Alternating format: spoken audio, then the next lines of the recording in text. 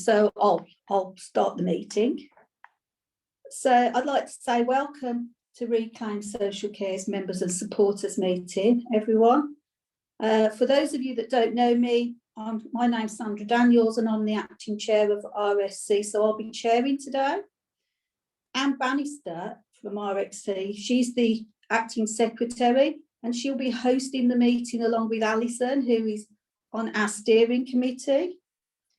And Anne will be keeping everybody on mute as far as I know, just because what happens is you end up with a lot of background noise. So she'll be keeping everybody on mute, and obviously until you're called to speak, and you'll have the opportunity to take part in the debate. So until you're called to speak, you'll be on mute. Also, we're recording the meeting today, so the meeting is being recorded. We're also asking people if they could raise their Zoom hand to speak.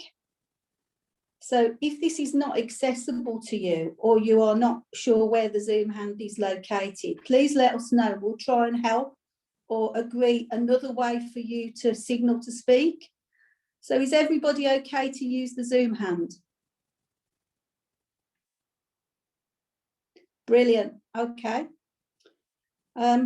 We've decided to turn off the Zoom chat facility at this meeting because what we've done, we've become aware that it's not accessible for many people to use and access. So only the admin will use the chat if they need to. So if they need to send something, a link or whatever, the admin will use the chat. We'll also be using the Zoom speech to text transcript. So if you want to switch this off for yourself, Alison can explain how to do this, or she can put something in the chat, some instructions, so that you can turn it off, because we realise for a lot of people it might be distracting. So, Anne, have we got any apologies for the meeting today? Anne Bannister. Yes, the apology from Hilary Cave. That's the only one I have. Okay, thank you. All right. So now we'll start our discussion on the implications of COVID-19 for disabled and elderly people and their carers and supporters. Under this agenda item, we'll be hearing from people with lived experiences. So the first person to talk is Anne Pridmore. She's a director of Being the Boss, and she's speaking as somebody who employs her own personal assistants. So over to Anne.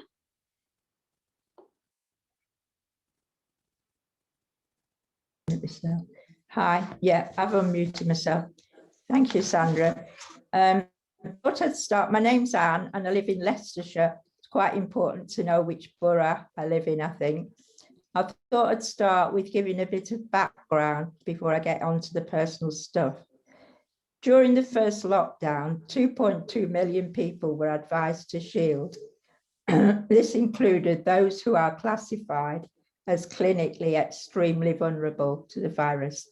This is not a term that disabled people like, and it is based on the clinical judgment of GPs and hospital clinicians, i.e. the medical model. This was for 12 weeks, during which time food boxes were delivered, consisting mainly of tinned tomatoes, tomato soup and pasta. Oh yes, and in case I forget, one toilet roll. Access to priority supermarkets, slots, all organised through efforts from central and local government, as well as grocery retailers. The wider community also came together to help through mutual aid groups and food banks. In the second lockdown, shielders did not see the same level of practical support from local and central government to assist them in following the guidelines. Supermarkets have allowed those that registered during the first lockdown to remain on their priority lists, but shielders have continued to struggle to access delivery slots, and the cost of deliveries remains a key barrier to accessing online deliveries. Let's now look at how this pandemic has affected me personally and many other disabled people who rely on social care. I have a 24-hour support package, which is funded by my local authority and continuing healthcare. I employ 6 PAs, all of whom work a 24-hour shift and are rotated in according to their availability. So bearing this in mind, when one of my PAs had to self-isolate twice, who do I get to cover her shifts? When I approached my local authority to see whether I could use agency care, they said no, because it's too costly. It is important to note I have no relatives or friends who can step in, so when PAs have to isolate, it has been extremely difficult. I have had no support from my local authority, and any support for my employees has been instigated by myself. At the beginning of the pandemic, there was a lot of talk about carers being key workers and having a letter to prove this. No such letter was forthcoming from my local authority. I had to write to a social worker I had seen 3 years previously to obtain one. It was then up to me to type the relevant PA's name on the letter and print them out. This was to prove they were key workers should they get stopped on the way to work. No PPE was provided until a few weeks ago. This made my situation very unsafe, as technically having 6 PAs that go home to their own family or people they live with multiplied my risks by 24 times.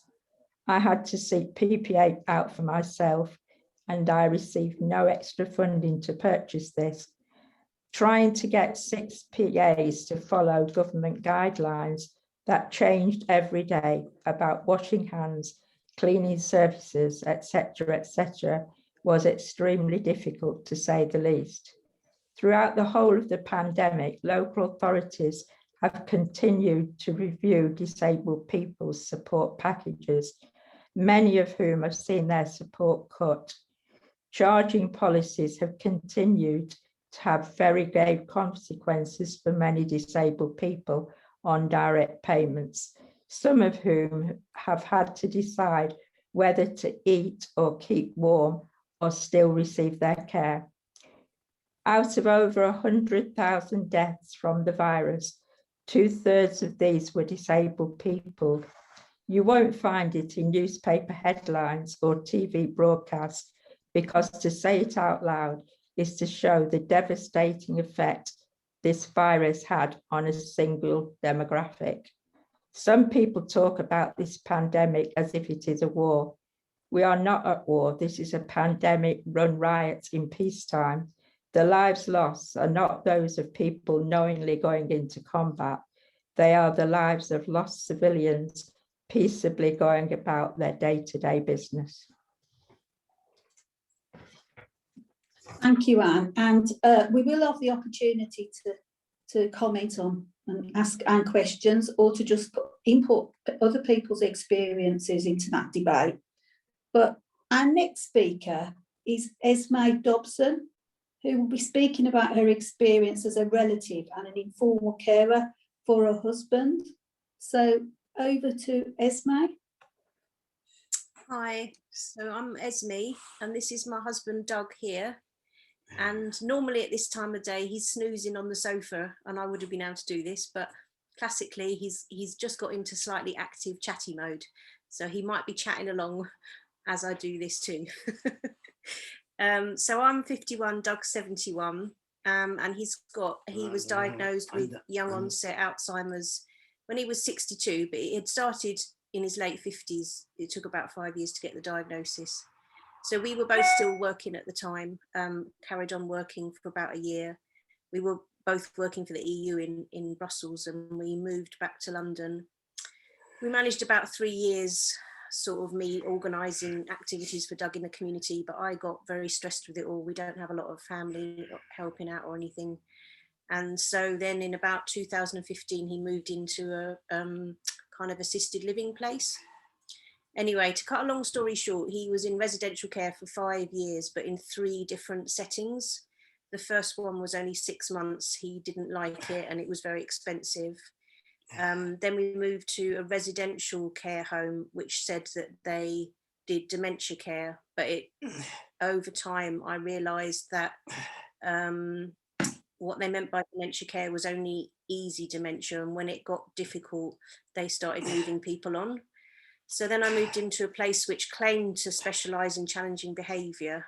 There was a manager there who liked the challenge of challenging behaviour, but we got there and 3 months after we arrived, he left. He'd been in post for 6 or 7 years. The home had an outstanding rating at that time, and when it's been outstanding, CQC doesn't touch it for 3 years. But I soon came to realise that it wasn't outstanding at all, and when it was eventually reassessed, it went down to requires improvement, which is what, in my opinion, it had been all along. Doug was physically abused in that home. That's another long story. Basically, I'd always had doubts about it, and I'd started building a bathroom at home because I just thought one day I might just need to get him out of there. And then COVID happened, and I lasted 2.5 weeks with not being allowed to see him. And thankfully, I both had health and welfare power of attorney, and we are self-funding as well. So I didn't have the kind of blocks in my way that other people have had, and I just went and picked him up, and he's been at home for about a year now. We've got a living carer. It's not without its issues. Our main regular carer has been off sick since January, so 1st of January, so we've just got a new one. But you know, at the end of the day, the quality of his care is a million times better than it had been in the care homes. We had a funding issue. He had 100% funding at the care home. It went down to 25% when he's at home, but I would still not change it. I have so much more peace of mind, and I'm just thankful on a daily basis that he's here. And I have such pain for everybody. I know I'm still following the Rights for Residents campaign, where people are just, you know, not allowed to go and see their relatives or have to wave at them through a window, and I just feel all their pain. Anyway, so that's our story. Thank you for that. Thanks for that. Now we're going to hear from Katie Clark, and Katie is an executive director of Bringing Us Together, which is an organisation for parents, carers and their family. And Katie is the main thing she's going to speak about is her daughter's recent increase in charges for services. But I do believe that Katie's involved locally with her daughter in trying to change things and raise issues. So over to Katie. Hi everyone, and thanks so much for inviting me today. And it's great to see so many people. So yeah, I have 6 children. They're all adults in their 20s, and I've spent the last 25 years listening to stories of parent carers and disabled young people from right across the country. And I've heard really heartbreaking stories in those 25 years. I've heard some inspirational and motivational stories, but I have never ever heard such hard stories as I'm hearing now from families who are literally on their knees and only just coping during this pandemic. So yeah, I'm going to talk about our experiences of community care charges, and also what we're doing locally and also what we're doing nationally. So as a parent, I've always felt it completely unjustified that my daughter should evidence how much money she spends on her much needed benefits and should pay a contribution to her much needed social care. At first, we had a very pleasant and understanding gentleman who used to rock up to our house every year and who found it as ridiculous as we did that we had to show receipts and talk about disability-related expenses. He managed to get those first payments to £1.50 a week, which was okay, and we felt we could live with that. The next assessment in 2016 took into account that she'd gone slightly over the £6,000 mark because she was saving up for a Motability car. And they raised that £1.50 to £15 a week. Still unfair, but as she was living at home, we felt, okay, we're not going to challenge it. Then, during those first 2 weeks of the pandemic, when all of you will relate to what Anne was talking about, everything was at high speed and high emotions. We were worried that there would be no ventilators if our daughter got coronavirus. We stopped our personal assistants from coming in. Like Anne says, we read every bit of guidance about personal assistance and direct payments. Did we put them on furlough or not? Luckily, we had our children at home, and so they went onto a rota to support our daughter 24 hours, while we still managed a team of personal assistants who weren't coming in. Lockdown was so stressful, as you know, in those early days. And after a couple of weeks, we received a letter from social care, not asking how my daughter was, did she need anything, but instead saying that it was reviewing care charges. I was so disgusted, and so was she, that they could write a heartless letter with no empathy at such a hard time, not in an accessible format and hard to understand. We threw it in the bin where it deserved to be. Then in the summer during lockdown, second lockdown, when we were still shielding, still wiping things down, still with no personal assistance, I found out through our networks that there was a consultation about community care charges with one of those very tight deadlines and a survey that nobody knows about. We complained about the deadline. They slightly extended it. A few of us filled it in, but it was hard to complete and we never got any feedback. A couple of weeks ago, out of the blue, an email came from social care. Again, no, how are you? Are you still alive? And so sorry we've not been in touch for the last 10 months during this very stressful time. Instead, it read that our daughter was going to have her care charges increased from £15 to £68. The usual blah letter. I was so furious that I went onto social media and put it on my homepage and our Bringing Us Together page and innocently asked if anyone else had incurred any increased charges during the pandemic. There was over 100 comments in 24 hours. People were telling stories of outrageous charges that had gone up. Local charges from £6 to over £80 and charges right across the country. And my worry was that many would just pay, many wouldn't have understood the information that had gone out because it's not in an accessible format. No advice given to benefits advisors, no support or no signposting to an advocate or even how to complain. Like many of you, you'll be aware of the case in Norfolk that in December, a parent put a case against their local authority and won. So social media can work wonders. And I tweeted her privately and she came back. So she's now involved in some of our local and national work. Locally, I've written a mother type emotional email to every councillor that I could think of. And some of you will have done that when you've got everybody's local, all their emails up and then you press that send button and it goes and you think, oh, should I have done that? And you think, well, what have I got to lose? So I've been emailing local councillors and invited them on February the 26th with other disability-led organisations. And we have an Accessible Calderdale project.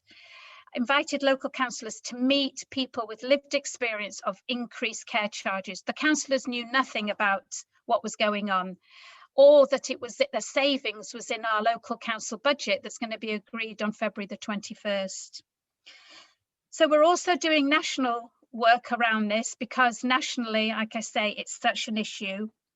We booked somebody to do a legal session on care charges and the Care Act, and that got booked up even before we managed to put it out on Facebook and Twitter. So some things to think about that I'm sure those of you who are impacted by care charges will already be thinking about and also got a lot more to add. So for us, why are local authorities legally allowed to charge people for their care when we know that disabled people are already marginalised and impoverished by society, and when, like Anne says, the huge statistics and the outcry and inequalities during the pandemic. Why are local authorities quibbling about what they call these disability-related expenses? And they make you write such evidence down, and each area has its own thoughts on that. It's a sort of means test, it's a care tax.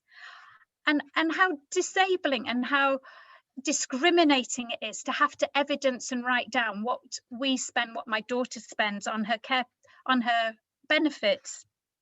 And how is it that disabled people and families go under the microscope of local authorities and their benefits are examined and every penny appears public and argued about? So finally, a message from someone with lived experience of going through this. And she says, well done to all of you for highlighting these very real issues and unacceptable charges. I do hope that your councils are listening to you because, inverted commas, we are short of funds and need the money is clearly not acceptable nor a legal reason for imposing these charges, as has been judged in the High Court by a person in Norfolk, but equally applicable to other local authorities countrywide. This is a matter of being heard that ultimately counts, and this is clearly an unacceptable and certainly in certain cohorts an illegal stance for your councils to take. Thank you, Sandra. Wow. Thank you very much for sharing that. We've got one final speaker, who is Jodie Total. And Jodie is a PA from Greater Manchester and works supporting people in mental distress. So if we can go over to Jodie now. Josie. Hiya, no worries. Yeah, can you all hear me all right? Okay, I've got some nods. Yeah, I started work as a PA during the pandemic, so I don't really have much to compare it to, but during that time I've definitely I guess seen a lot of people's experiences with isolation, and how it's kind of made me quite angry about what the government has prioritized, when libraries have been closed but pubs have been open and stuff like that. And yeah, I think it's important to remember that a lot of online stuff is not accessible to everyone, and I've kind of learned a lot about that in my work. Most of my work is informal employment, and this is the case for many people who work in PA work and care work. I think that's especially in communities that face other kinds of oppression. So for example, everyone who I work for is queer, and I've found that work just kind of through the community, stuff being shared through our networks, and that's partly because queer people often really struggle with formal assistance not meeting their needs, and I expect this is the case for lots of other communities as well. And because a lot of this work is informal, I think often it is done by people who are undocumented, and this means that neither myself nor the people who I work for are approached for support. Not that there's very much support available through the formal care routes either, but yeah, no one approaches us to talk about weekly testing, PPE, getting the vaccine, or financial support for isolation, which was a big thing that I went through, which was in October I had to isolate after my sister tested positive. And I was not contacted by Track and Trace, which is firstly incredibly worrying for the spread of COVID, but also meant that I couldn't apply for the self-isolation support grant. For people who are eligible, the majority of applicants are rejected. And if you add to this the number of people who probably don't even know that the grant exists because the government has done nothing to promote it, and we can begin to imagine the number of people who must isolate for 2 weeks to keep people safe, but who are not supported to do so. And I think if I had been if I had been able to apply for it, I would have had to show proof of my earnings, and I don't know what they would have accepted for that, because I say, so much of this work is informal. So during my isolation, the people who, well, one person who I work for did not have assistance. And I think this comes from like a massive failure of the government to understand and meet the needs of disabled people. Like, a lot of people I work for do not have enough hours, and that means like if it's like every day we're just like meeting basic needs, it's really hard to recruit and train bank staff for situations like this. So when people isolate, often disabled people are pushed into really dangerous situations.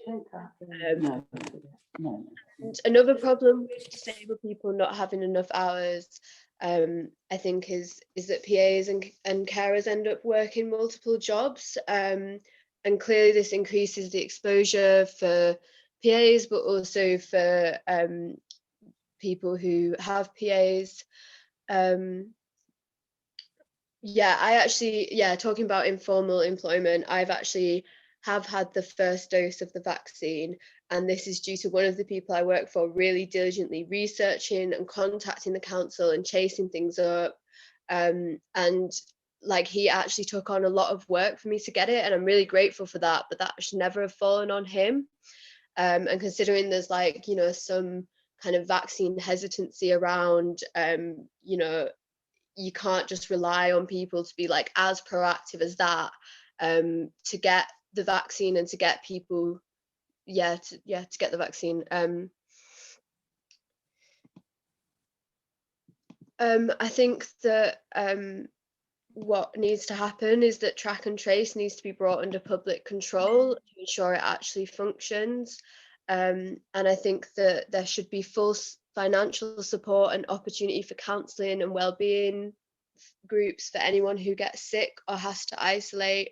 And I think that all disabled people should be given the hours of care and resources they need without question, without means testing it, via social care that's democratically organised by disabled people, led by disabled people.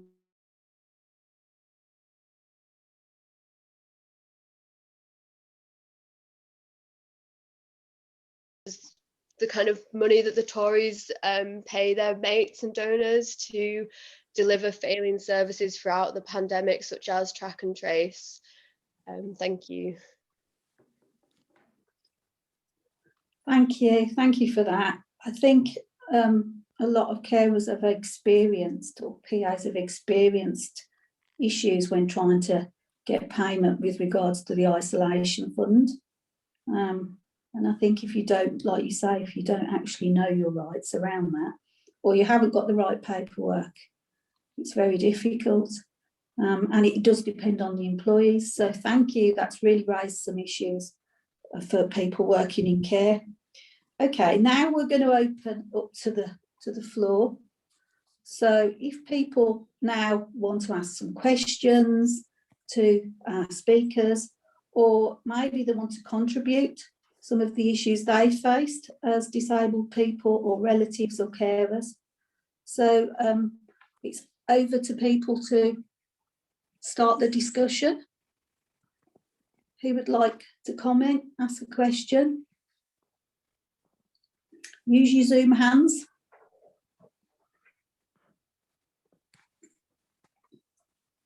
Anne, Bannister, do you want to call people in? Because you can see.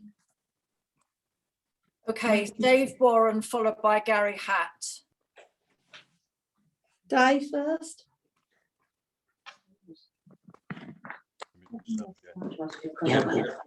Thanks very much to Anne for inviting me to the meeting.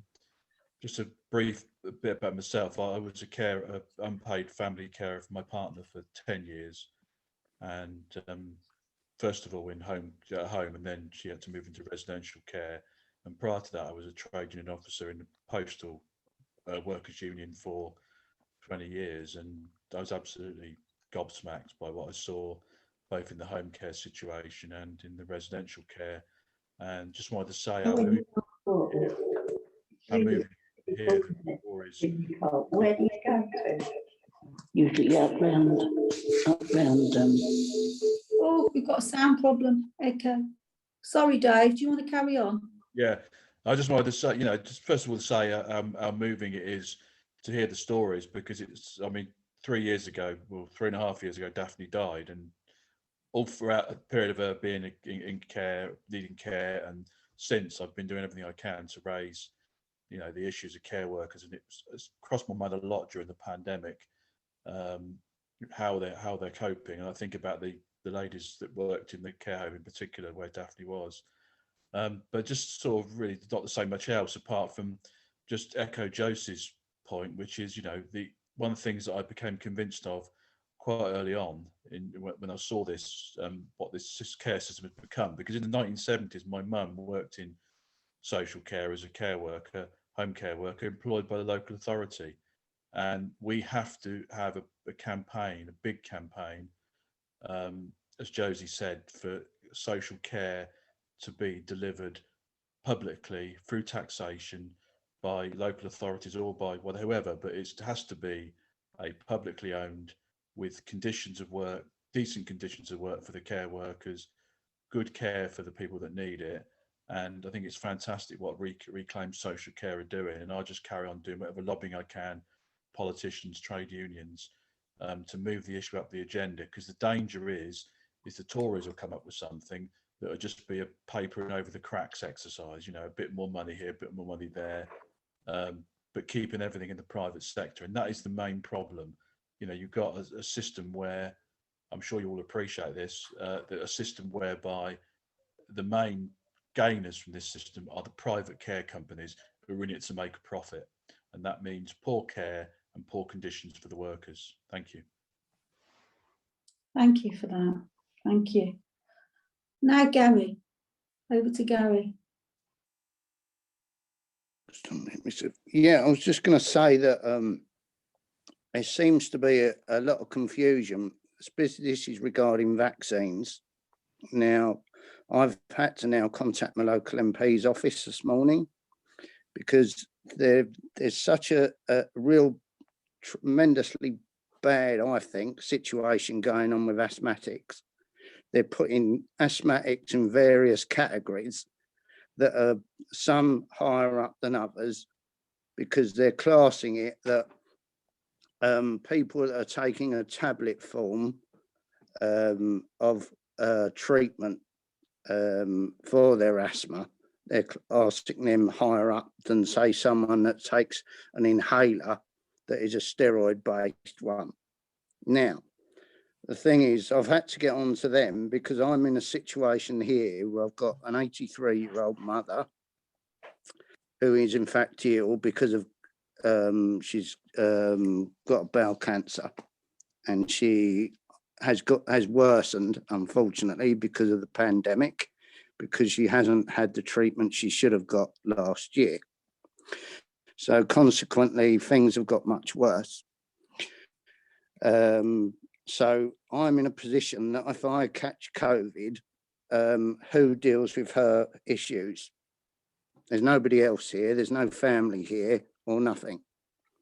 So I've had to deal with the MP's office this morning to try and get clarified as to what's going on, because they're now saying that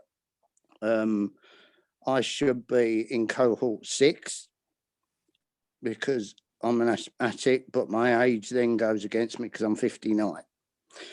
And then when you contact the surgery, they then say to you that the situation is this, that it should be paid carers only that should be in cohort 6 and not unpaid carers. Now, the situation there is then, so do I wait further down the list of people waiting for a vaccine, because there's 1.7 million that were announced this week to get a vaccine, which are going to be before me because they're classed as more clinically vulnerable. So what happens in this situation?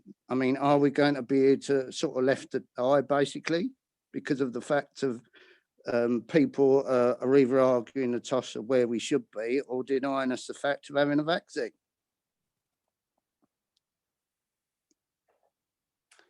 Thanks for that, Gary. Yeah, I think, you know, there are real issues about the vaccine and so on. And I think maybe other people might want to contribute or input into what you're saying. Anne, who's next to speak? Is it Bob? It's Bob, followed by Sally Young, and then I've got a question in the chat, and then Tom Griffiths has put in the chat that he wants to say something. Okay, so we'll go to Bob then, and then after Bob, Sally.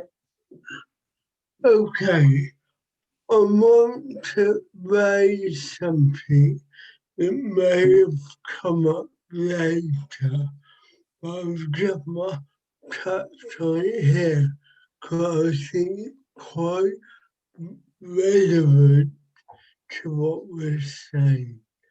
That is, 2 weeks ago, the government issued a new white paper on health, and though social care is actually in there, it is only in there in terms of the structuring or restructuring of the NHS to have what they call integrated care system across the country.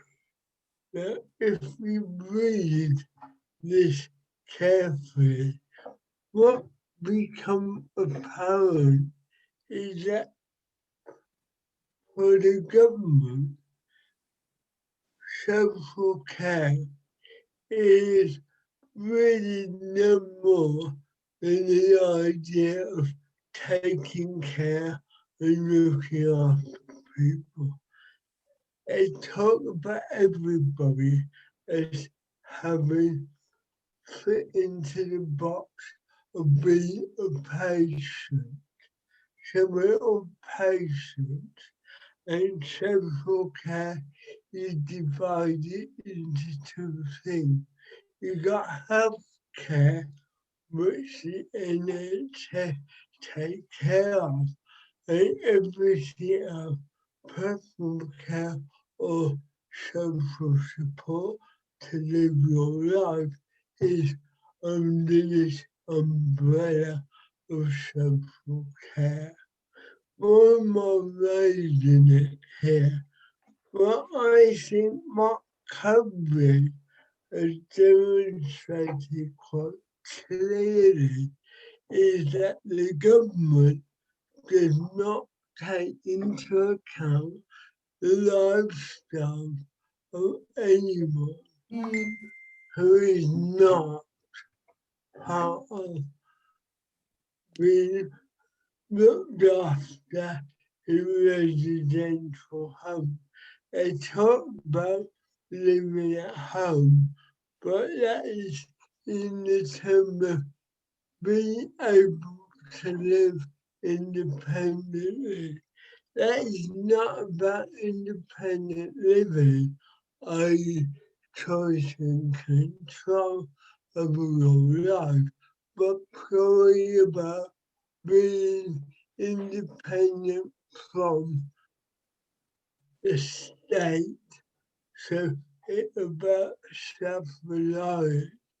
And why this is important, I believe, is that unless we challenge this idea of social care being whatever people think it might be, then the rights of older and disabled people to actually determine their own lifestyle is going to be less and less. And we've seen under the pandemic, unless you fit into a certain box or you pay for your own care, then you do not get any support and independent living, which is part of the struggle disabled people have had for years, is completely being pushed out the door. So I think this is a dangerous time, not just in terms of pandemic, but what will follow with the new normal. Yeah, thanks for that, Bob. One of the things that I wonder is when did the word social care happen? Because it was almost like, when did that come about? So we had social services, social care. So that's something that I do wonder. I don't know if anybody knows the answer. Maybe Gordon, knowing his background. Okay, so now we'll hand over to, who's next? Is it Sally? Thank you, everyone. It's really, I suppose, in response to Katie and following on from Bob, I mean, from a local authority perspective, more than half the revenue budget is spent on adult and social care. So that's where they tend to make the cuts. And as local authorities are having a tough time, that's how it happens. But the issue for me is, well, where do families, carers and people get their money from? Because as benefits are going down, or well, they are going down and have frozen, where does that extra money come from? Because you can't suddenly go out and earn the money for all sorts of very obvious reasons. So you're asking the people who least have the money to provide that money.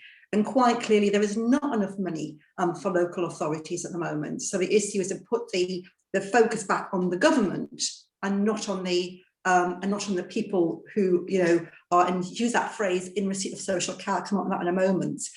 And many local authorities do what's called 3-year plans, and this was year 3. It was the year they thought would never happen or hoped would never happen, and that's why there's big cuts. So there's like minimal consultation on it. But I think the thing from following on from what Bob said, and I would absolutely agree with them, is so often social care, and come on to what that means, is seen as part, you know, an adjunct to the NHS. It's that bit that will make the NHS work smoothly.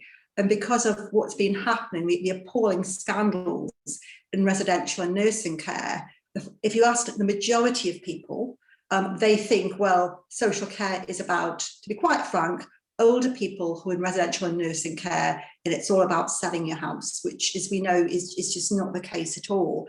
So it's really important. In fact, the last review, the Dilnot review, was all about payment for care. So it's really important to pull it back.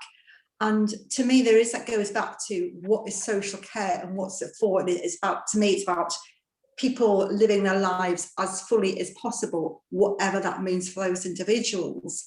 And having seen how so-called commissioning has gone wrong, and so-called commissioning for packages of care, I mean, I really hate that phrase. How can you have a package of care? You get into that transactional mode. I've got to say, you know, having been involved with charities, I do believe there are alternatives, and absolutely would support the role of the state in this. But there can be some solutions around individuals, around cooperatives, around bottom up, but they're small and they're local. But as long as we have the big private sector providers in social care, it won't be resolved.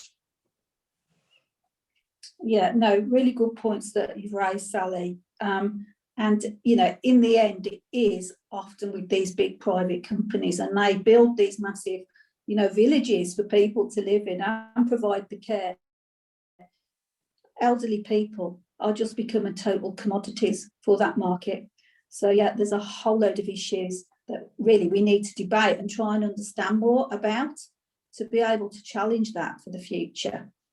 Who's next, Anne? Okay, Tom Griffiths next, and Sylvia Landels. They've both put questions in the chat, which so they'd like to speak. So Okay. Tom Griffiths next. Tom Griffiths. Yeah, lots of points to make. First of all, I'm just going to respond to what Katie was saying earlier. It's been a privilege to work alongside with her, actually, because we're both based in Calderdale, and to listen to the stories that people are expressing there and nationally. So yes, we welcome people who are facing the challenges that Katie described. I'm just going to pick up one issue and just emphasize it. Yes, the lack of empathy for families and people in the way that the correspondence and communications happen. But the fog and the lack of transparency over these decisions, you know, where these decisions come from. And lack of understanding of how these decisions are made over something called money. These decisions are made, got financial realities behind it. So picking up why there's this lack of fog and transparency, and picking up the points by other people about there seems to be a lot of money elsewhere in the system to pay large private social care providers huge sums. I've been dealing with advocates as an advocate for clients, and we're not just dealing with tens of thousands of pounds. We're dealing with hundreds of thousands of pounds, maybe £250,000, £500,000 a year to keep people in care situations which are hurting and harming them.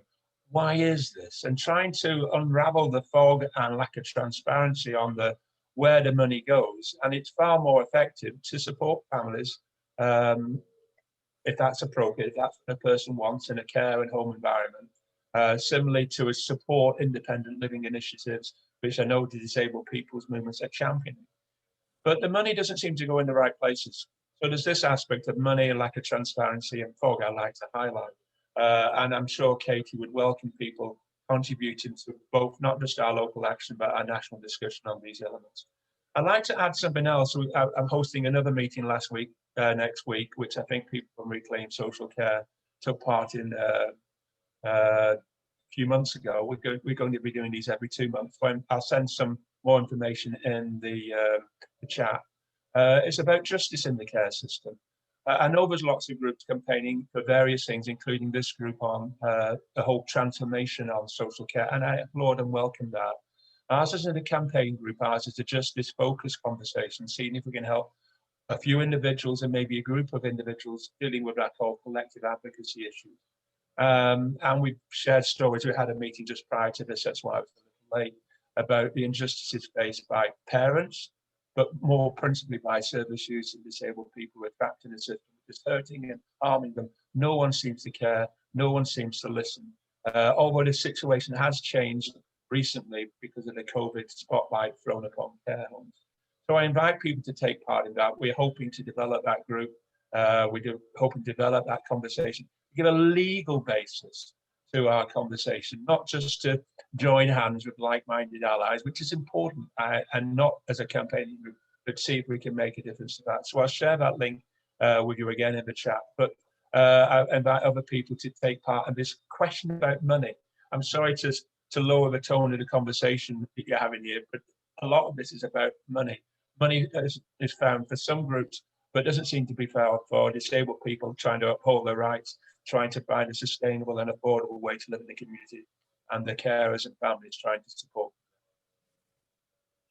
Yeah, no, and you know, you mentioned advocacy, Tom. Where is the advocacy now? So it's really difficult for people to actually challenge things that they feel are wrong and try and get what they need, because there is no community advocacy support.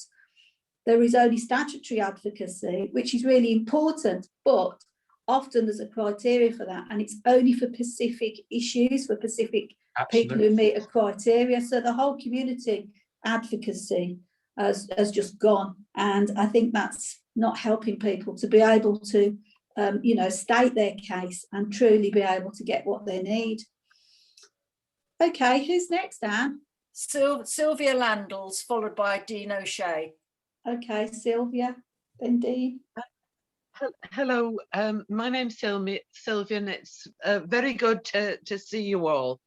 I'm very concerned about the charges for social care services, as they're called now. I think that the social care managers don't take the needs of people seriously after they've had a Care Act assessment, especially if they want to organise their own care, or if there's self-funders. And I feel very strongly that the telecare aids and adaptations should not be charged for, because they're basically, I think they're a tax on disability and a tax on social isolation. I was very interested to hear the speaker earlier talking about the case in Norfolk.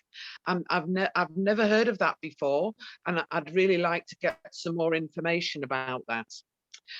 I'm involved with the Leeds Unison Retired Members Action Group, and we're trying to get the Leeds Unison to agree to a campaign for 0 charges for the pendant alarms and the mobile response team that goes to assist people who, if they haven't got relatives or neighbours or friends nearby who can be key holders. The actual pendant alarm is about £3 a week, and the mobile response team is about 50p a week. It might be 60p now. And I believe that's a tax on social isolation, and I feel that those services should actually be seen as like the fifth emergency service, and I think that I would love to see a big campaign about it. I would really like to know what people think about that and whether people have ideas about how to campaign for it. Thank you. Thank you for that. So shall we hand over to Dean for his comment? You're on mute, Dean. I'm on mute, that's right. Yeah, thank you. Thank you very much. Thank you, Sandra. Yeah, I just wanted to say, you know, I think the current ethos of social care in the UK is just totally wrong when you compare to other countries in the world.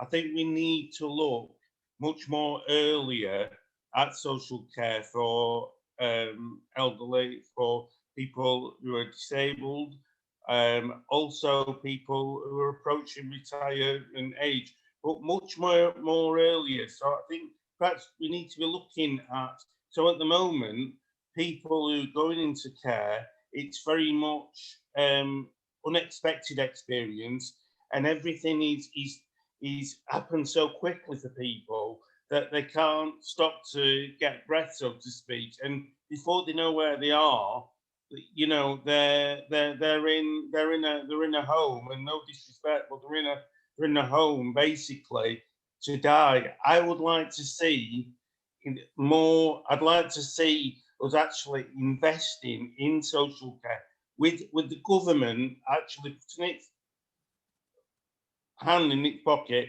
and taking it seriously, because we're all going to get, we're all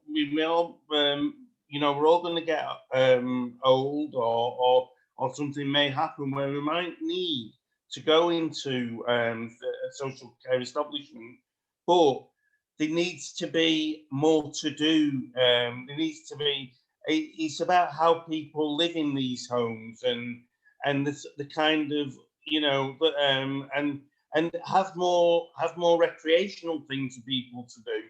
So, like, for example, I don't know if anyone's seen the Marigold Hotel. Now, that is a very, very good example of I think a positive living positively, in one's own old age, and you know, I'd just like to see something similar in this country, where just because you're old doesn't mean to say that you die. You've got people that still have got hearts, the hearts are still beating, and they need, you know, it's got to be more than it is now. And that's basically all I wanted to say. Thank you very much. Thank you. Thanks. Yeah, Dean, you raised some really good points, because I think, you know, we need to look at community-based services that people generally live in the community as long as possible. And at the moment, we haven't got that, have we? You know, it's very much about putting people into residential. And I think a lot of councils see it cheaper to do that than to actually provide services in people's homes. That's been my experience supporting and being an advocate. Okay, so I think Gordon was next. Dan, do you? It's Judith next, and then it was Judith next. Okay, Judith. Then Gordon, then Gail. Okay, thank you. If we've got enough time, have we got enough time? We've got enough time, and after that, what I'll do is I'll hand back to the speakers to have the last words, and then we're going to have a break. Okay. Okay. So Judith first. I think that people are atomized too much in this society. Clearly, they have to be at the moment because of the COVID situation. But if you're atomized and you're stuck behind your front door, you're not visible in the community. And I think this is one of the problems. Unless you're actually disabled yourself in some way, or you're caring for someone disabled, you don't know what it's like to be in this situation. So I think to get greater visibility is very important, and to have people as part of a mixed community. I remember there was a Channel 4 documentary series of programs, I think there were about 6 of them, where they had people in older people in a residential home. Some of them were disabled, some were not. And they were visited by preschool children. And it had a dramatic effect to the benefit of the children and the older residents. Everybody benefited. Some of the residents became sort of adopted grandparents to the families, and the children had a real bond with these people. They were interested in doing things with them. And it was a very enlivening thing. It was filmed somewhere near Nottingham.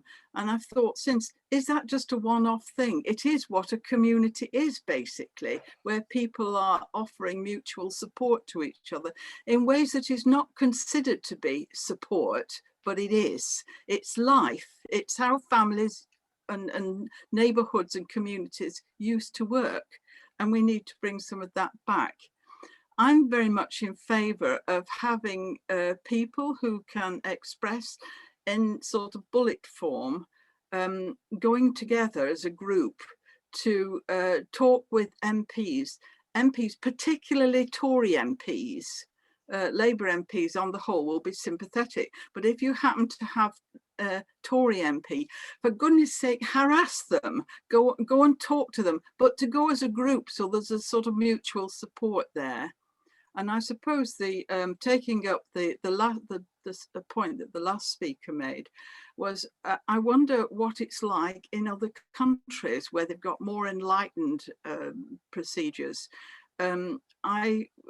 Just before 18 months ago, I was in Holland, and I was on my own in Holland. And it was just fantastic, the services that were there and the people of all descriptions who had a base there.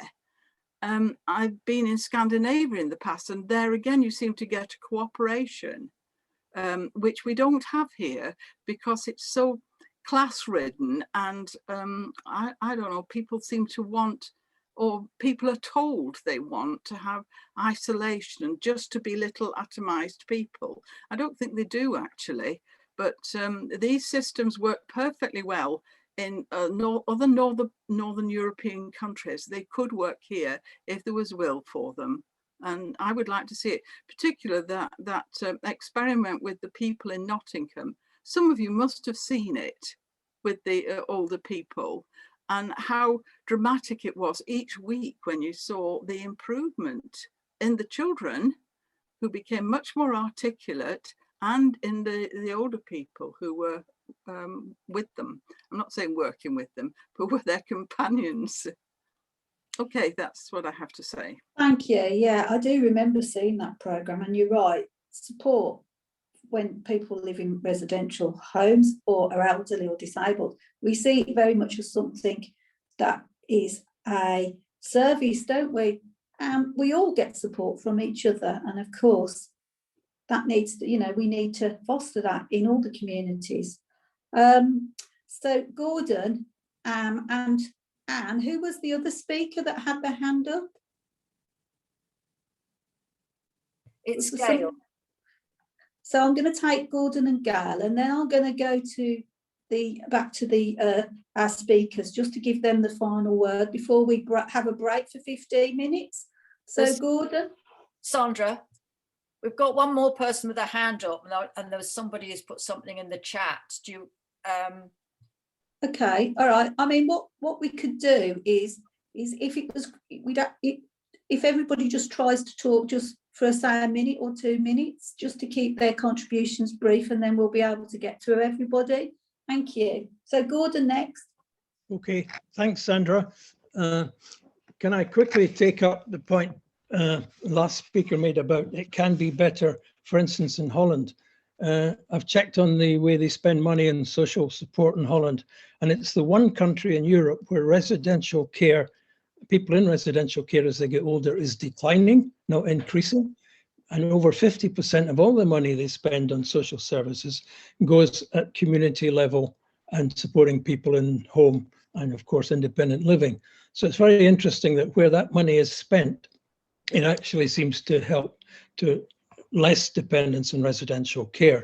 So Netherlands does rather prove the point that we've been going in the opposite direction, because what austerity has done has reduced all that money spent on community support, because it's very difficult to reduce money on residential care in comparison, even if they lower the wages and cap the wages of people as they have done. It's got limits compared with community support, and that's what's disappeared in the nearly 50 years in which I've been in social work. I was first a community patch worker, and that's almost unknown now. It could be reclaimed. So the second point I would make is to support Bob very much and all four speakers we had at the start. The means test is what itself is degrading. Compared with health services, social support, or social care as it's been called, is means tested, and that we had some very telling experiences of the degrading and complicated assessments and reassessments that people have had to go through. And if you compare that with health support, it's totally different. So until we can get that back on an equal footing and public support, public provision of social care equivalent to public provision of health, we're always going to be in this mess. And now is the time to do it, because public support is more likely to be there. And myself and others have done papers which show that it is possible with progressive taxation. It's not hugely expensive. It can be done. Compared to the money they're spending in other things, it's actually peanuts to make social care support equivalent to health. And last point I would make is to take up that point on social care itself being a demeaning concept or term. It was introduced actually in the 90s, and it became prominent after the Blair government followed on the Thatcher government's reduction of spending on local authorities and started privatizing what became called social care. It used to be called social services and social support, and it could be again. So we have to reclaim the idea of social services, social support, and challenge that very umbrella notion of social care, which itself makes it as if we're all talking about residual functions, not universal functions. And that can be done. We have to reclaim the terminology. Thanks. Thank you, Gordon, for answering my question. That's really good. Thank you. Who's next, Anne? Because I agreed 2 more speakers, didn't I? Or a speaker and a question, and then we're going to have to move on. I'll just read out, it's not a question, it was just Sue Elsgood said, I think co-production is key to shape community services. Nothing about us without us, need a support network for this. So I just thought I'd read that one out. The next person is Gail Ward, followed by Phil Newton. I have got John Lippitz has put his hand up. I don't know whether we've got time for John. Does he or not? I think I'm going to have to stop there, because obviously we agreed that we would take what was in the chat and the next speaker, because I want to hand back to our speakers just to give them the closing comments, and we've got to have a break. We've got to stop and have a break, because we've gone on for an hour, so I think it's only fair that we do that. Okay. So it'll be Gail and then Phil Newton. Okay. Gail? Yeah. Just picking up on the point about telecare and stuff. I mean, they've been trying to foist that upon me, and I've told them where to shove it. But, you know, my care alarm is actually £10 a week. That is what they're charging me now. It started off at a £5, and it's doubled, you know, and obviously it saved me bacon a few times. And I'm supposed to have a warden service, but I only see them once a year when they come to check that my details are okay, and the person who's contactable is up to date. And other than that, but with regards to the social care in the community, quite often than not, it is, again, I mean, certainly in my area, it's certainly given by another outsourced provider who charge you £18 an hour if you need any help. And, you know, the staff I know who are excellent, absolutely excellent people, but they're only paid minimum wage. And you can tell that they're being fleeced. And I can remember during the NHS campaigns that I did between 2015 onwards, is that this muting of integrated care was already on the table, because in one of those meetings, one of the NHS people there who was saying what a wonderful thing it was, had already been allocated for like £500,000 so that they could transition NHS patients to have the care in place for when they got home. I might add that it never happens that way, as we all know, but I just wanted to bring that point up, really, keep it short and sweet. Thanks for that. Our last speaker now, our last comments now, and then I'm going to hand back to the speakers if they want to just conclude, really, or add anything. Okay, it's Phil Newton. Phil.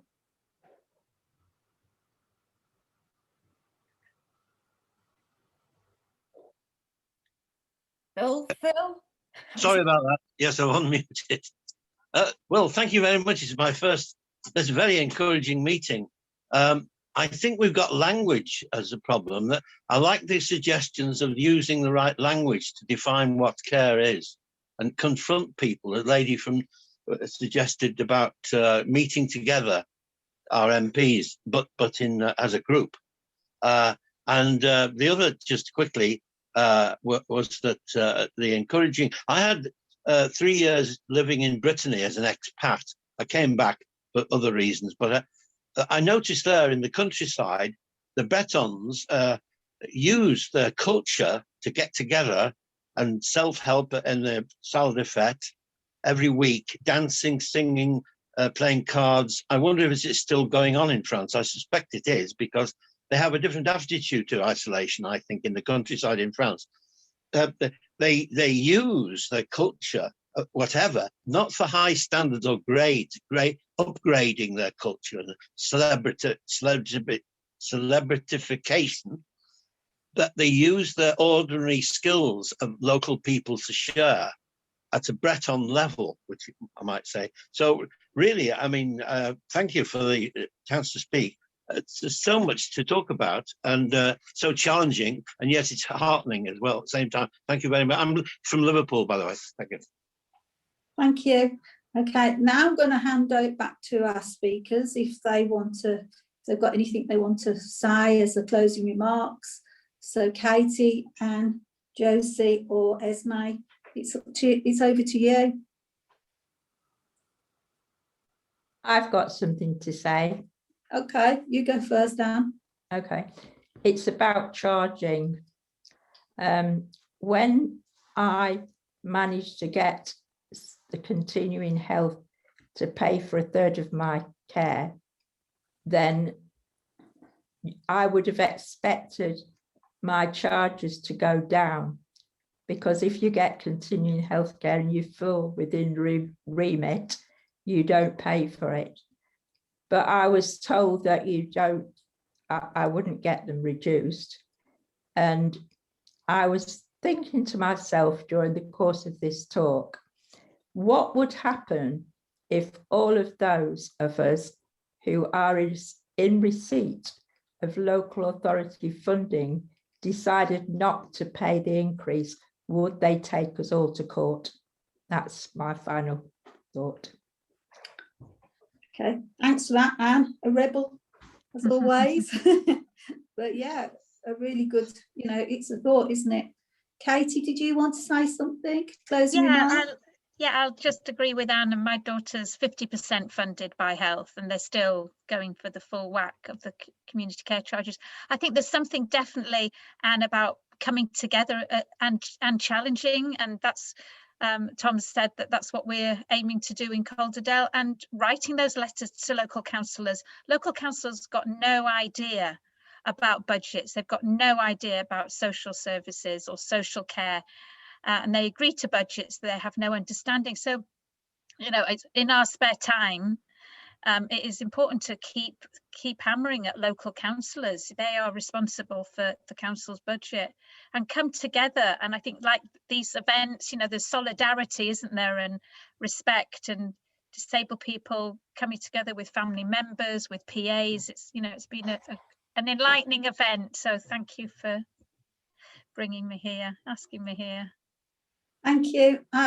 Other two speakers, have you got anything to contribute before I close this half of the meeting? John? I'd like to come in if I could.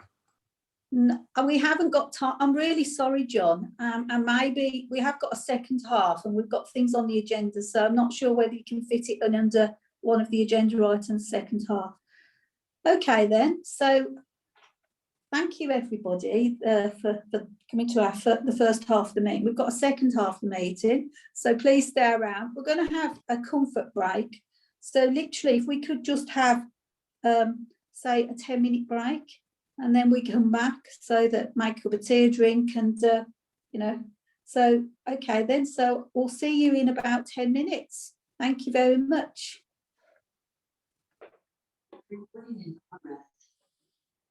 Is Anne back?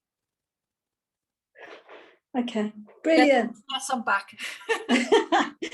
I can't see everybody, sorry. My screen's not big enough. You sent me a message which I don't understand either, so. Okay, don't worry. Right, welcome back to the second half of the meeting. So we're going to do, this half of the meeting is going to be a bit more formal. We're going to start with matters arising from the minutes of the last RSC members and supporters meeting, which was held on the 11th of December last year. So if I can ask Anne, because I know she's made a list of some of the matters arising from the minutes. So if I can hand over to Anne to talk a little bit about these, or hand them out to people. Okay, I can share the screen with the minutes. That's probably the best. Only briefly.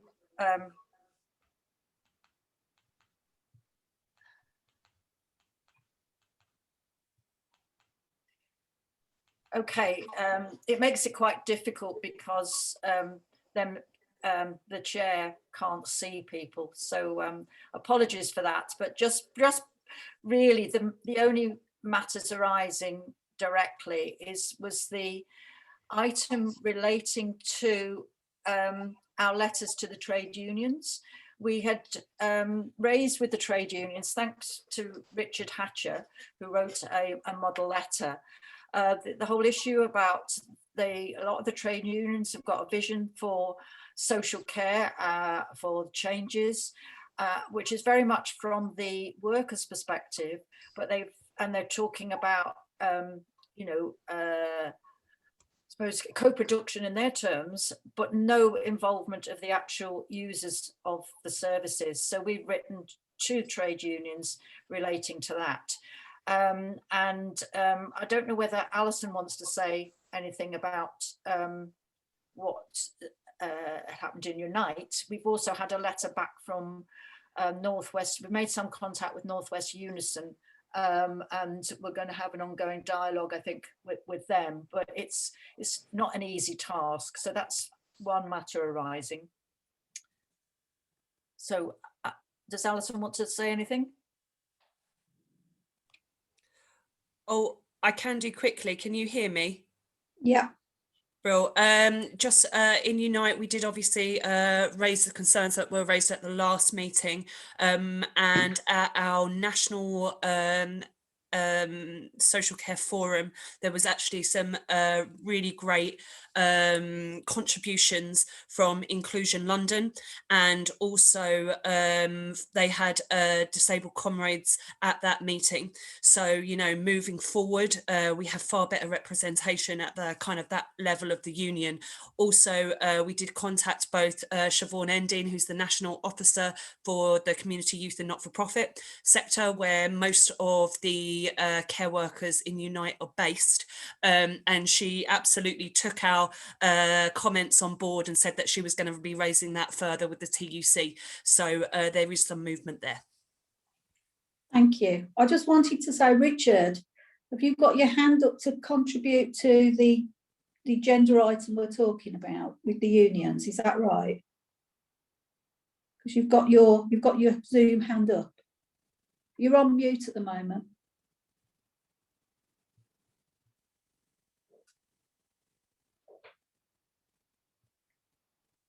Can't hear you.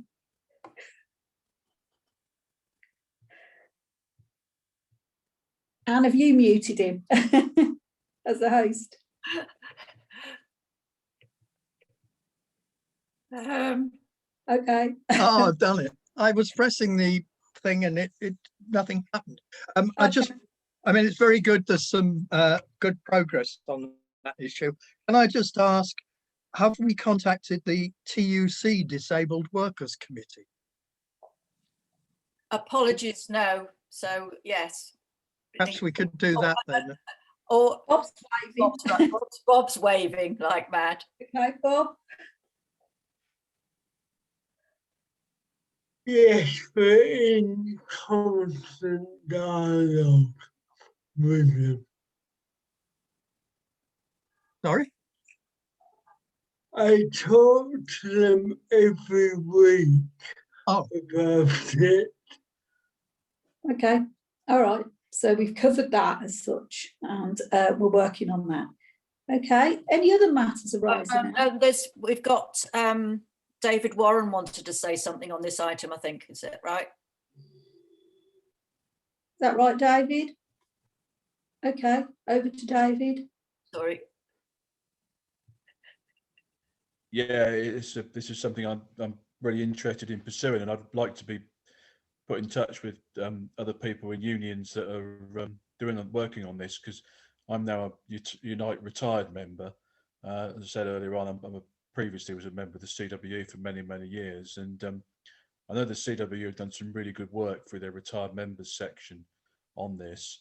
As far as unions are concerned, I follow everything I possibly can relating to social care, and unfortunately I can't find it again on Facebook, but I saw a video fairly recently which was done by Unison Northwest, and they had a lady on there talking called Yvonne Nolan, who is the lead member for adult social care on the Labour run Wirral Council, and she was talking about taking steps to bring social care back under local authority control. Now, that would be an absolutely amazing move, I think, for that one council to try and do that. And if that was able to sort of move on to other councils, probably wouldn't be many Conservative councils that go on that route, but there's a lot of Labour controlled councils. And I've mentioned that wherever I can, because if that was followed up and maybe got some publicity around that, that would be, you know, I think a big move in the right direction in getting social care where it needs to be. And I think that's a big debate for us to have, for us to really think that through and look at how that is possible and if that is possible. So maybe for another meeting, that is a debate that we need to be having together, as I know that there is conflicting views about that in terms of how that could be done. Okay, so is that it, Anne, for that particular item? That matters arising. There are other matters arising briefly. Okay. Very briefly, is that there was items under fundraising and there were offers of help on that. And also we raised the issue of the AGM, and we've had a meeting of various people that have offered to help us on those matters, and we're taking those forward. But just to say, we are still looking for a treasurer. So if anybody would like, who's got expertise in being treasurers of organisations, please come forward. Put your name in the chat. And then I don't know, there was the mention of the Birmingham meeting. I don't know whether to take that maybe under local groups. And yeah, and regarding the AGM, as the officer stroke committee meeting, we are still discussing that, and it still seems a long way off in some ways, but you know, we will get that back on the agenda. Yeah, and if we can take under local groups about the Birmingham conversation, that would be better, I think, than bringing it up under matters of Isaac. Okay, so we'll move on, and we'll move on to local groups report. So local RSC groups, and I know that RSC Ealing have contacted us. So if Dave wants to kick us off on that, so over to Dave from Ealing. Oh, hello. Just hearing from what people were saying about campaigning, canvassing councillors and MPs. We do actually have a regular meeting with our MP in Ealing, and also regular attendance at committee meetings. We actually had some correspondence with the leader of the council over the issue of vaccinations, which is another thing we've been following up. This has been quite a big issue, obviously, vaccinations to homebound people and carers. We also have been campaigning in terms of the wider issues of social care, and we're just wondering, one of the questions we're raising is how other areas are thinking of campaigning prior to elections that people may be having. We've got mayor elections and local elections. Another question that has been raised is about daycare centres. A lot of the well, I think all of the care centres for people with learning difficulties and with dementia centres have been closed in Ealing. I'm just wondering what experiences there are elsewhere. That's just a summary of the things. I don't know if you want me to go into more detail. Okay, I know you sent a report, Dave, and I have read it, and you know, it's really good report, and you're doing a lot of work in Ealing. Be really good maybe if we could talk to you and then look at how at the next meeting you have an agenda item, and we could talk about some of the things in the report, because obviously they're national as well as local for you. So is that something we can do in between this meeting and the next one? Certainly, that'd be great. Yeah, thank you. Brilliant. Okay, thank you. So Richard, do you want to talk about the local work? Because we have started some local work in Birmingham, haven't we?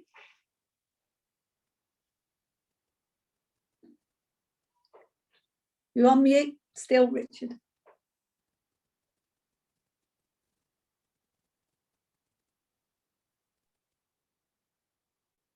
Can't hear you. There you go. Okay, can you hear me?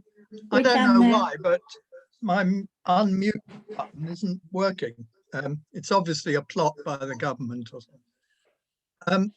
We've had in the minutes, there's an initial report that really, following what I read about Liverpool Council, beginning a discussion about different ways of insourcing. I thought I'd approach our local chair of the Health and Social Care Scrutiny Committee in Birmingham, who's a sympathetic person, to see whether he was interested in having a discussion about what we might do in Birmingham. And I was very pleased that he gave quite a positive response. So since then, I've been in touch with 3 of our leading local activists, who are also national activists in the movement. Sandra herself, Bob Williams-Findlay, and Rob Punton. And we had our initial meeting with Rob Pocock, the chair of the Scrutiny Committee, last week. And I think we all felt that it went quite positively, but it's the beginning of a long road, I think. And we know that we've got a long discussion to have. So I won't say any more about what we talked about, although others may want to chip in on that, other than to say that, you know, it was a good beginning, and let's see where we can take it. Okay, so Bob or Rob, do you want to say any more about that? Bob?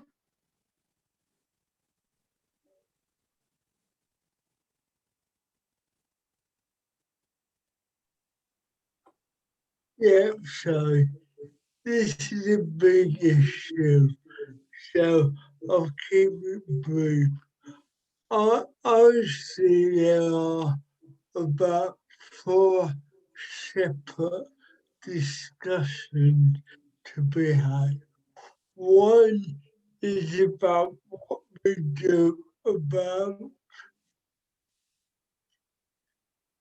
residential care residences and the issue of taking them back into private ownership is a debate. It is complicated.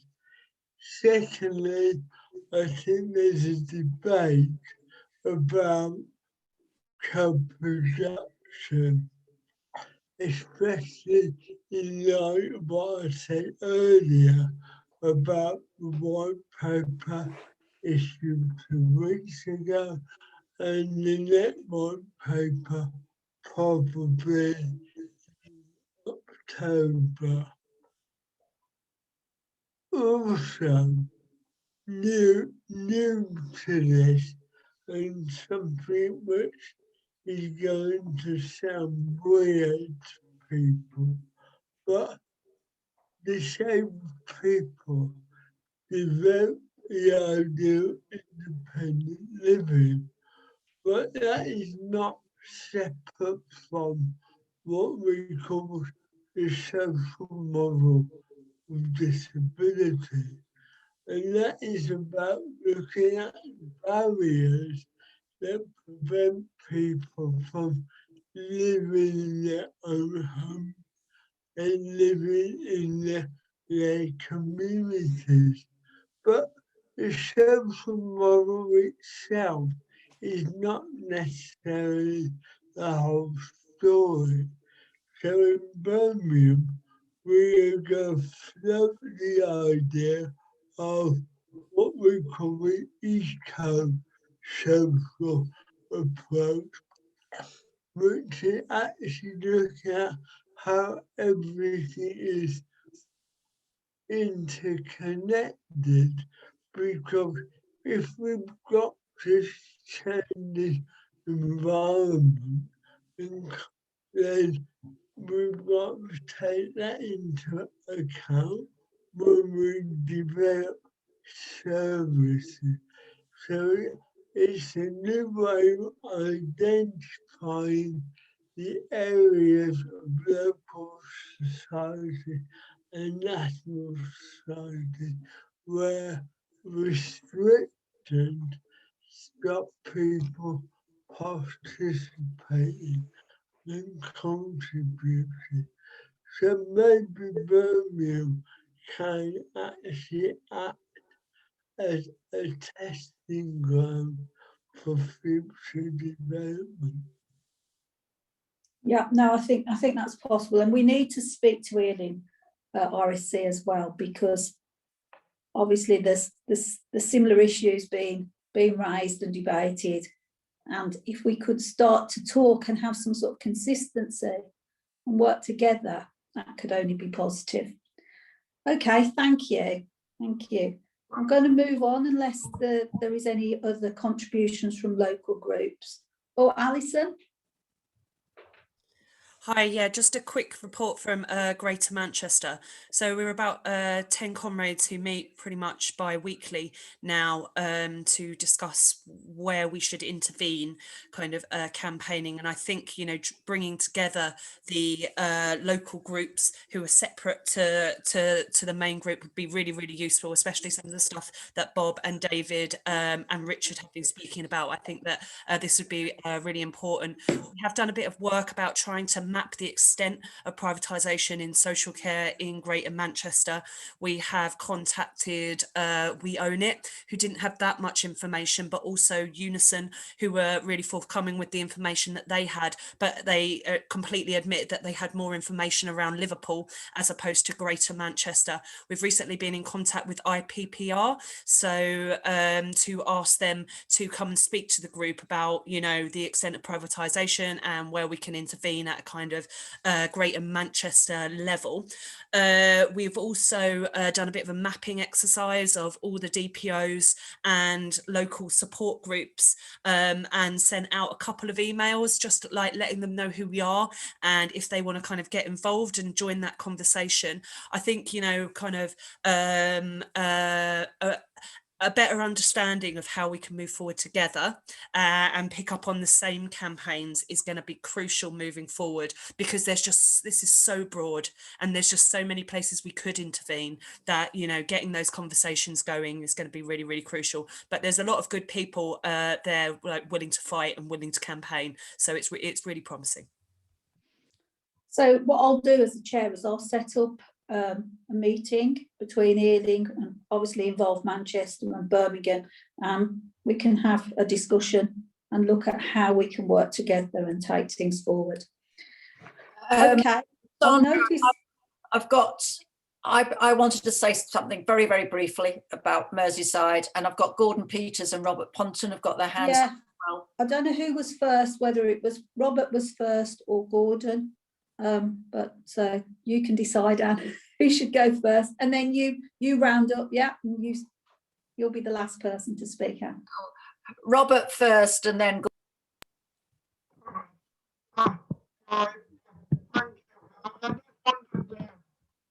sounds bad, Rob. Sorry, we can't hear you. You sound like you're talking into a bucket.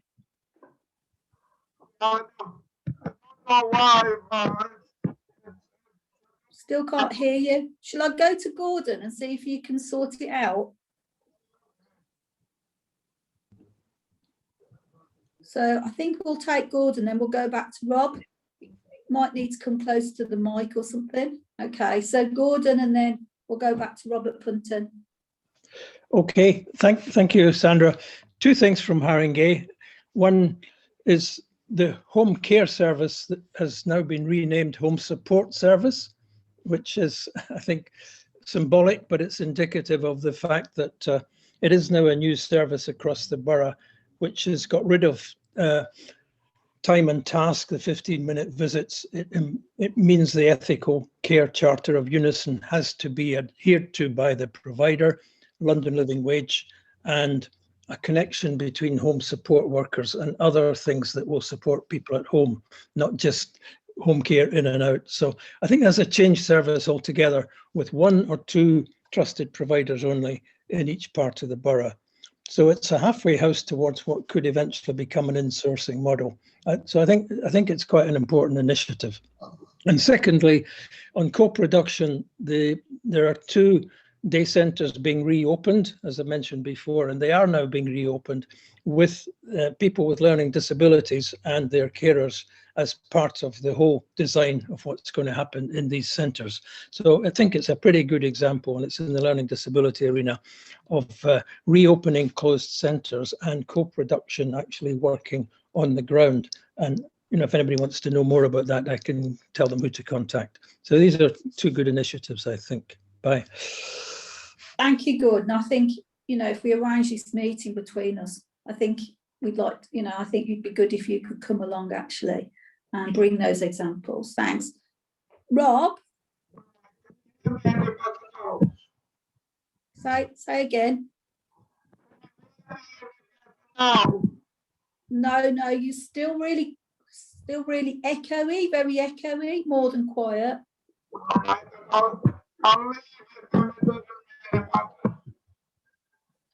Okay, all right.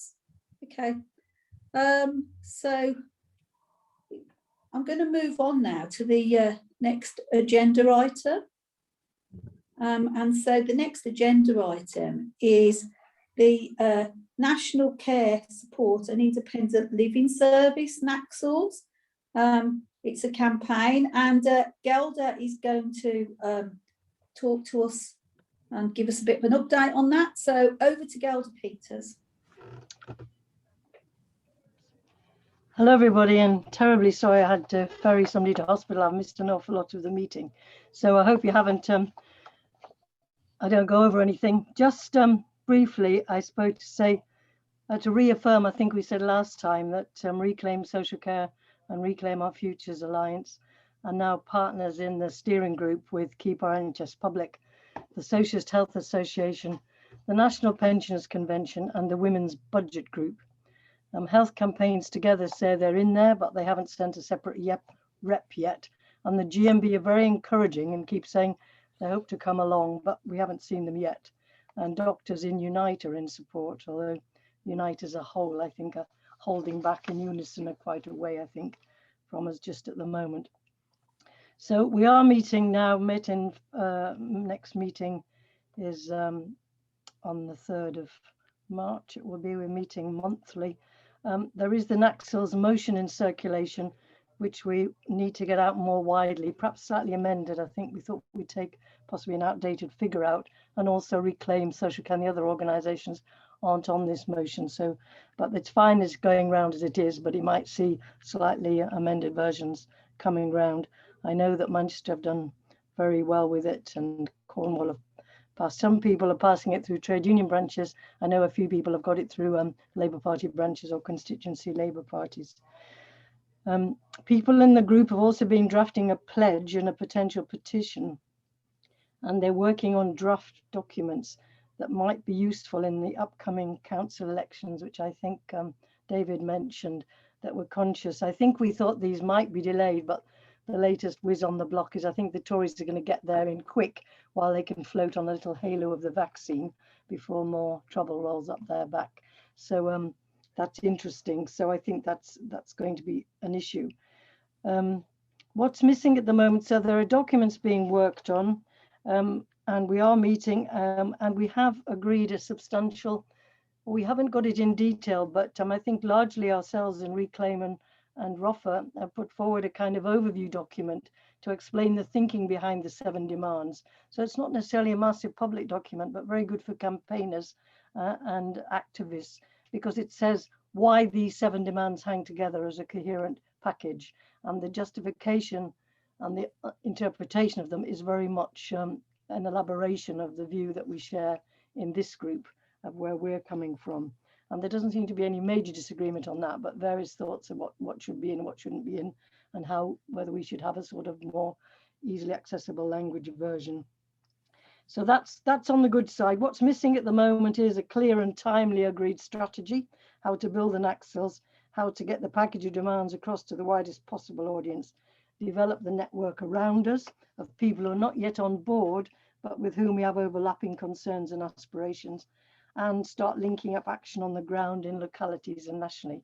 So it's really great that, you know, I know we've been trying to do that in this group, and Sandra's talking about the trying to move forward on that. So we link up here. So we may be leaders in the field in trying to help bring that together. There do seem to be about Heinz 57 varieties of approaches and demands out there. Lots of people shoving things forward. Not very many of which take on board what we feel is our radical vision for a very different society based on inclusion and independent living. So there's quite a bit of talking and work to do. But this, the topic of trying to clear up the strategy and the next steps, at least make a reasonable inroad into that, is the main item for the next meeting in 2 weeks' time. The other issue that's been a bit missing and has held us back is resources. We Reclaim Social Care is small and we have limited people power, but I do feel that we're all optimistic that more and more people are coming on board from this group, and that we'll be able to start using the resources in this group and the fantastic talents and experience to better advantage for the wider campaign. Sorry, every time I talk, I have to drink water. COMP is a big organisation and has wide reach, but relatively big, but at the moment it's heavily preoccupied by the People's Inquiry into COVID that they're setting up. And of course, there's other stuff on the integrated care systems. NPC, the Pensions Convention, has its own priorities and work in progress. So they're pretty full on. SHA, the Socialist Health Association, isn't huge, but it has come up with £3,000, thanks to Brian Fisher's efforts, really, that they will put in. They said he's earmarked it for use as a campaign coordinator, which I think most of us would see as somebody to do some of the legwork that needs doing, but we need to talk about that more. We really desperately do need a digital platform, if it's only Facebook, because we need to be able to gather supporters, and a pledge might be one way we do that. We need to be able to track what's happening to the motion, who's signed up, where it's going. And we need to share information of what's going on across the country and put people in touch with each other. So resources are important. The other thing is timing is also important. Bob's always warning us that the left's always rushing to do things, reacting to what looks like a crisis, but is really one long crisis, and often gets it wrong. So we do want to proceed thoughtfully. However, we also want to take advantage of the exposure and the raised public awareness around the marginalisation of disabled and older people in the society that has flowed from COVID. I feel we're a little bit like a surfer, and if there's a wave there, we should be riding on it. We do, and in terms of timing, we do need to not miss opportunities to use the elections. And everybody, we're putting material about to get politicians, local councillors to pledge support and put their names on the line, and Labour Party people galvanised round us, not just Labour. And the other timing thing is we do need to be ready to fight back against what's going to come out of government. We've now got the health white paper floating about for shaping up the integrated care systems, and it's very clear that there are bits and pieces in that which you may have discussed, I don't know, but that are already pushing towards the integration of social health and social care and support, bringing everything under the health umbrella, really, and looking at things from a medical perspective, stuff we are dead against. So and they're very clear as well that the other legislation coming down the line, which I think perhaps Bob mentioned or somebody did, is obviously the government white paper actually on social care, as they would call it, which has been going to be happening for ages, but it does look pretty clear as if they're going to get on with it. And I think probably the same push from the COVID is pushing the Tories, and we might actually see that emerging. So there's two bits of legislation coming along which are likely to go absolutely against everything we want. So we have to be in there and in the mix and putting the ideas out and ready to mount quite feisty campaigns around those issues. So we want to take it steady, but we want to hurry up. We want to do it together, but a lot of people are in very different places. So it's not an easy peasy job, but I think we're in there and hope we'll hang on in there. And I think Reclaim Social Care and ROFA can have an enormous influence, because I think, in terms of the thinking, this organisation is ahead of the game than a lot of people out there on the socialist left or the not so socialist left. Thank you. Thanks, Gelda, for that. Is there any comments for Gelda, just very quickly? Okay, brilliant. I'll move on to the agenda item, and I think we've covered a lot of this, which is sorry, I missed you. Sorry, Richard. Okay. Just very quickly, following on really the last things that Gelda said about we've got a lot to discuss, but on the other hand, time is short, and the issues are complex. I mean, I think, first of all, I think COVID gives us an absolutely unique opportunity to build a campaign to transform the social care system. And we've really got to make sure we don't miss that opportunity. I'm also involved in the climate campaign, and I think it's interesting to see whether we can learn some lessons from, you know, the whole concept of build back better. And I think that means sorting out two things in our discussion. One of them is the minutes refer to issues where we don't have complete agreement among ourselves, glitches and hitches and hiccups. I think we need to actually make explicit among ourselves what those issues are, and we need a constructive discussion about them. At present, that debate seems to be taking place with KONP and so on, but not within Reclaim Social Care. And related to that, part of it is there is also a discussion and I think some disagreements among us about what this new structure of independent living might look like. And again, I think we have to open up more of a discussion, a constructive discussion, and one where we may end up not all agreeing, but at least we'll know what the issues are and where people stand. So I'd suggest there are priorities for our discussions in future meetings. Thank you for that. And I think, you know, in the March meeting, we need to start some of those discussions. You know, I think it's really important. So John wanted to say something. John, if you could just keep it to 2 minutes because we need to round up soon. Our meeting's coming to an end. Yeah, quite right. I'll keep it short. I want us to set up a subgroup consisting of people with experience in providing social care, such as Gordon Peters, people who have disabilities, people trying to do independent living, and of course care homes, and develop with a legal person to produce a draft legislative thing on social care and support, so as we are ready with a 1948 proposal for care like we had for the NHS originally. Now, you'll be worried about cost of the legal side. I'm sure we can get legal people who are prepared to do it for a reasonable cost, and if not, we can get one of the unions to support us. That's my proposal.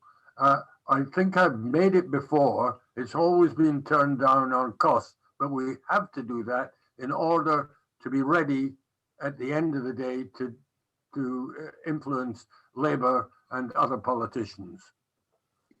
Okay, thank you. Bob, do you want to come in very quickly though, Bob, because we're running out of time? Yeah, that work is already being done. That is what Rofa is doing with other bodies. At the moment, what we're trying to do is get a foundation that will be the United Nations Convention on the Rights of Disabled People. We want to get that into law. That was already Labour Party policy passed at the last conference. Thank you for that. And I just wanted to say that RSC are in the process of setting up a co-production group. We've now got a mandate, a brief for that group.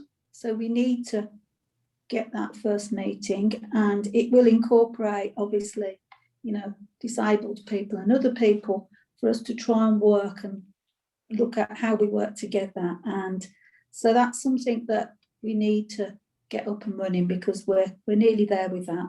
So that's something that needs to be an urgent thing, I think. But Bob's absolutely right. Rofa is doing some of the work around independent living, and I think we need to you know, make sure that we keep up to date with what they're doing, because we don't really want to sort of reinvent the wheel. Okay, so I'm going to go to any other business, and this is going to be very quick. So has anybody got anything they want to say, burning desire to say something under any other business? Okay. Have we got anyone, Anne? Can you see anyone? John, is your hand still up from your comment? I think it is. Okay, so I'm going to move on then to the date of the next meeting. So the date of the next meeting is going to be Thursday, the 25th of March. And I think the meeting focus needs to be some of the issues that have been raised at this meeting about how we debate and work together and start to come to some conclusions and things that we can do together. So that's the date for the next meeting, 25th of March. So thank you, everybody, for coming. Oh, Richard, do you want to say last thing?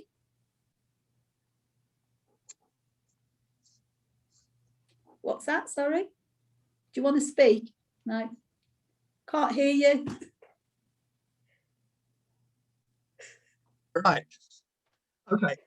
This book came out last month, and it's a really good analysis of the financialization of the social care system. So from that point of view, I'd really recommend it. Very useful. Okay, maybe we thanks should for get her to speak at a future meeting. Thank you. Okay, thanks for that. Okay, Can I just, Alison, did you want to say something? can I just speak on this? Can my item of a subgroup on legislation, could that be an item on the agenda for the next meeting, please? Okay, I think what we'll do is we'll look at all the comments, and we need to have debates together about those issues that you've raised. Absolutely right. Okay, I'm going to close the meeting now. So thank you everybody for coming, and hope to see you in March on the 25th at our next meeting. Okay, bye. Thank you. Bye. Thanks. Bye.